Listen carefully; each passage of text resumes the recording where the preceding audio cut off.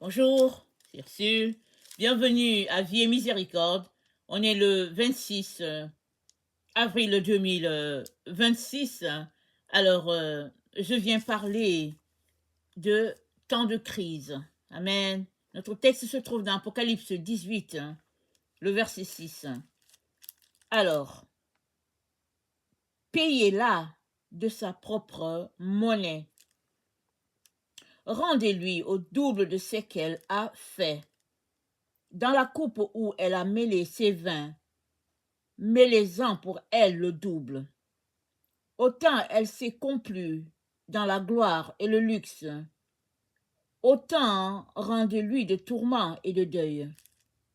Puisqu'elle dit en son cœur, je trône en reine et je ne suis point veuve. Jamais je ne verrai le deuil. À cause de cela, viendront sur elle, en un seul jour, les fléaux qui lui sont destinés. Mort, deuil, famine, elle sera consumée par le feu. Car puissant est le Seigneur Dieu qui l'a jugé. Alors, ils pleureront et se lamenteront sur elle, les rois de la terre qui ont partagé sa prostitution et son luxe, quand ils verront la fumée de son embrasement. Ils se tiendront à distance par crainte de son tourment, et ils diront malheur, malheur. Ô grande cité Babylone, cité puissante, il a suffi d'une heure pour que tu sois jugé. Et les marchands de la terre pleurent et prennent son deuil, car nul n'achète plus leur cargaison. Amen. On va s'arrêter là. Alors, on a ici, n'est-ce pas, le jugement de Babylone, comment en un jour et puis en un instant, il sera difficile de faire transaction dans Babylone, parce que ce sera le moment du jugement de l'Éternel pour elle. Et nous savons que Babylone, aujourd'hui, s'est étendue sur toute la terre.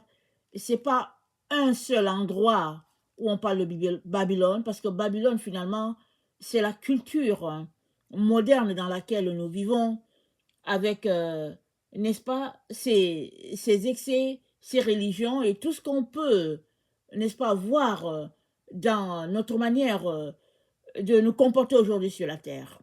Alors, Babylone peut être trouvée même dans les pays musulmans, parce que tout le monde, n'est-ce pas, soupire à cette vie dite luxueuse, une vie de plaisir, une vie où euh,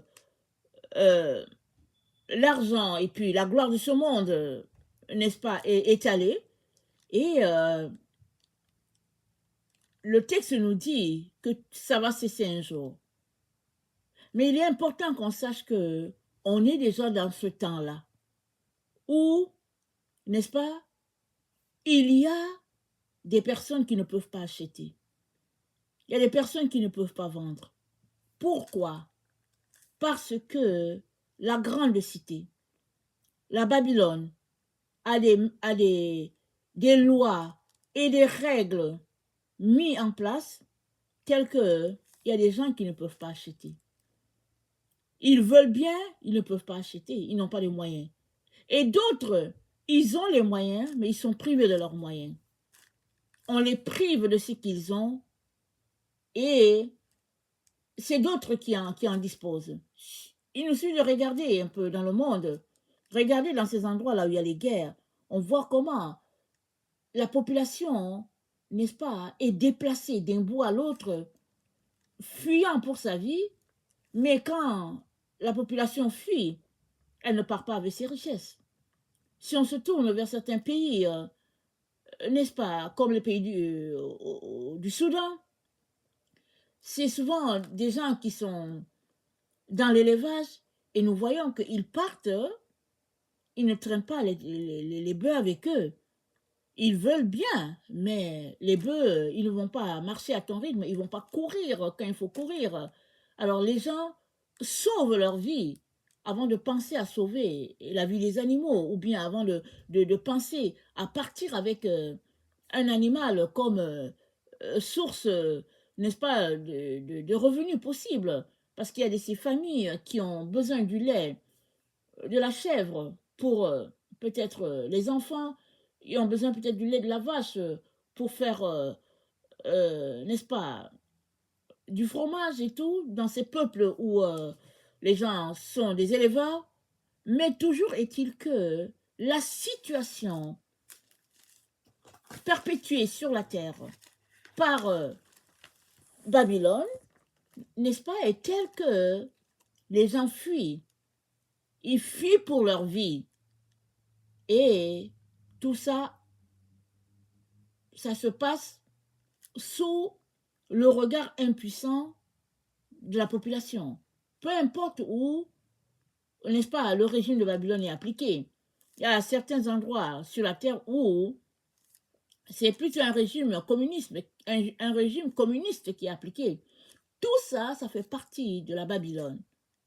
Si bien que les êtres humains sont esclaves de ce système que Daniel a vu, que Daniel a appelé la bête, n'est-ce pas? Il a parlé de 4 bêtes, c'est-à-dire que 4 royaumes qui existeront sur la terre, et la 4e bête était plus cruelle, plus atroce que les 3 premières, et la 4e bête existerait au temps de la fin, et nous savons que nous sommes dans ce temps de la fin-là.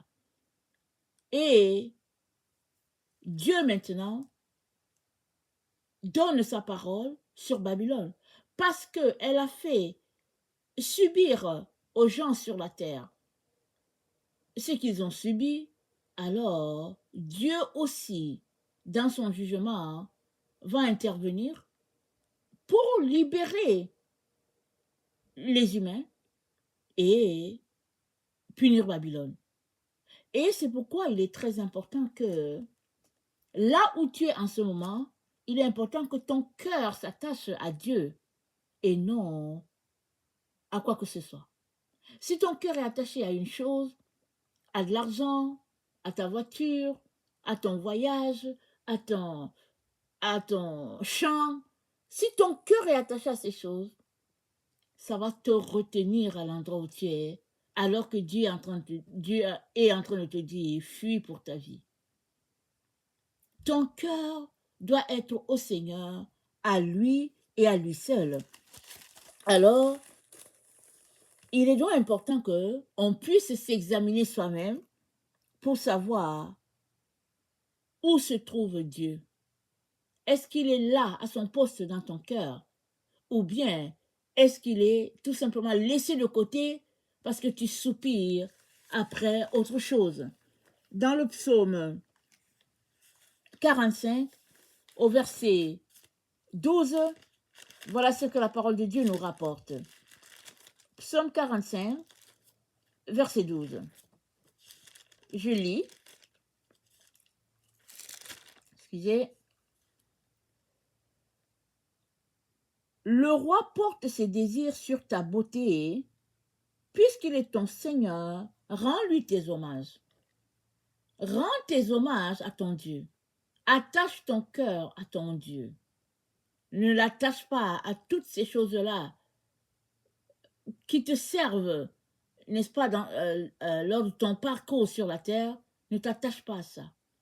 De telle sorte que s'ils sont là, ok, Dieu merci, c'est une source de bénédiction. S'ils ne sont pas là aussi, que ce ne soit pas une source de tristesse pour toi, au point de tourner le dos à Dieu. Et puis, c'est dit au verset 11, oublie ton peuple, la maison de ton père.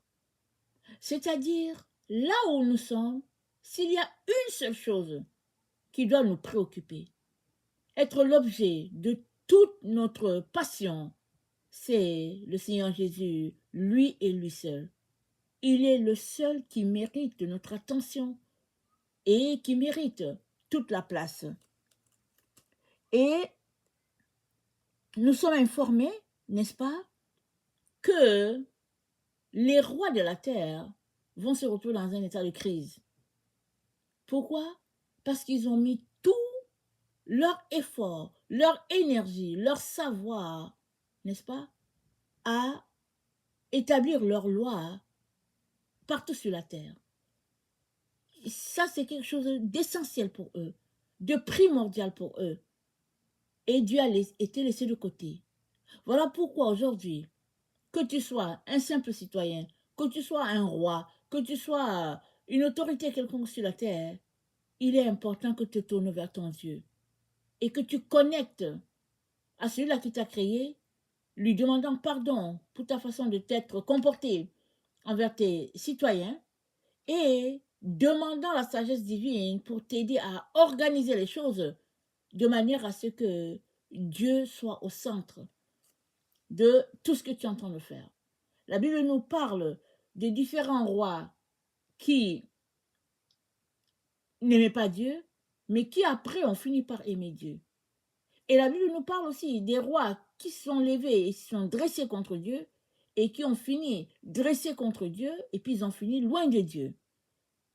Tout ça sont des leçons pour chacun d'entre nous afin que nous puissions saisir que peu importe le poids de notre poche, peu importe tout ce qu'on peut avoir comme savoir, intelligence, beauté, ça dit que tout ce qu'on appelle, n'est-ce pas, bien, peu importe cette chose, qu'il n'y ait pas un bien au-dessus de Jésus-Christ qui est le bien de tous les biens. Jésus-Christ n'a pas de prix. Il n'a pas de prix. Il est venu, il a donné sa vie pour te sauver, toi et moi, et en lui donnant ta vie, tu deviens enfant de Dieu. Tu deviens citoyen du ciel, quand même tu marches encore sur cette terre. Et étant citoyen du ciel, Dieu se préoccupe de t'éduquer de manière à ce que tu puisses retourner à lui une fois ton séjour sur la terre fini. Il est donc important que tu saches que peu importe ce que tu vis, peu importe ce que tu subis, sache que Dieu a le dernier mot. C'est Dieu le juge. Et il va juger. Souvent, on veut tellement que Dieu juge et puis que notre adversaire soit puni. Mais Dieu, autant est un père pour toi, autant cherche à être un père pour l'autre. Ou bien est aussi un père pour l'autre. Alors imaginez, n'est-ce pas, un père qui se place du côté d'un enfant et puis qui laisse l'autre alors que les deux enfants sont en chicane. Les deux enfants sont en querelle, alors le parent prend le parti de l'un et puis il punit l'autre. Non. Qu'est-ce que les parents font? Les parents appellent les jeunes pour savoir qu'est-ce qui s'est passé et ils rétablissent le contact entre les enfants et ils leur parlent de manière à ce que ça ne puisse plus se reproduire et que la paix revienne.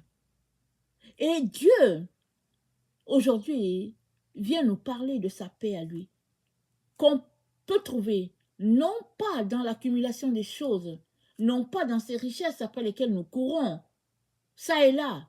Non, la paix de Dieu est trouvée dans la présence de Dieu.